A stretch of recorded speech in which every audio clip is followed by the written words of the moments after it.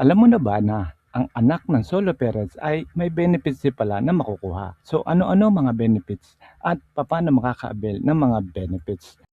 Ang Expanded Solo Parent Welfare Act ay isang batas sa Pilipinas na nagbibigay ng mas maraming benepisyo at suporta sa mga solo parent, katulad po ng nilathala sa Philippine News Agency. So ito ay pinalawak na bersyon ng dating batas para sa solo parents na naglalayong palakasin ang karapatan ng solo parent at dagdagan ang benepisyo para sa kanila at sa kanilang mga anak. So hindi lang po sa solo parent yan, pati po sa anak. So sino-sino mga tinuturing na solo parent? So ikaw ay maaaring ituring na solo parent kung ikaw ay walang asawa at mag-isa nagpapalaki ng anak, hiwalay, annulled, balo o byudo. Pwede rin po sa lalaki yan ha. So iniwan ng partner o hindi nagbibigay ng suporta. Kamag-anak o guardian, pwede rin po sila na nag-aalaga ng mga bata.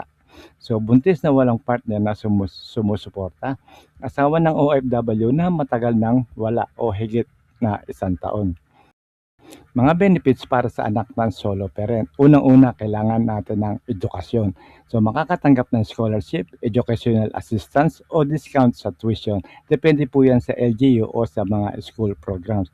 Meron po silang priority sa educational assistance program. So ang DepEd para sa senior high school naman at mayroon silang voucher program. Kung ikaw po ay may anak na senior high school, katuwang po natin ng DepEd, no, meron po silang senior high school voucher program. Ang Commission on Higher Education naman o ANCHED ay meron din scholarship para sa college. And then yung sa Commission on Higher Education, meron po silang scholarship.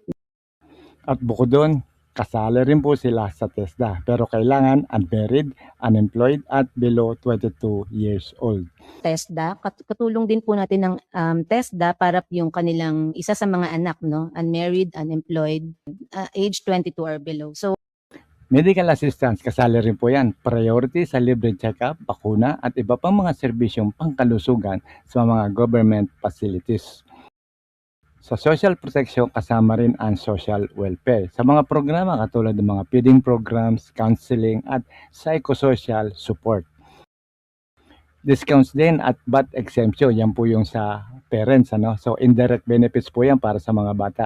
Ang solo parent ay may 10% discount plus VAT exempt sa gatas, diaper, gamot at basic needs ng mga bata.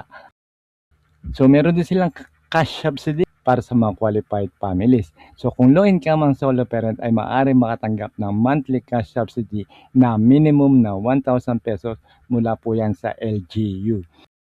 At flexible support system. May access din sila sa livelihood programs at trabaho ng magulang na nakakatulong sa mas maayos na buhay ng anak. Paano makaka-avail ng mga benefits na ito? Una, kailangan may solo parents ID ang nanay para ma-avail ang karamihan ng benefits. Ang ibang benepisyo ay depende sa implementasyon ng LGU. So meron din silang hotline at contact numbers. Pwede nyo po silang tawagan sa central office, sa kanilang Globe Mobile Lines at sa Smart Mobile Lines.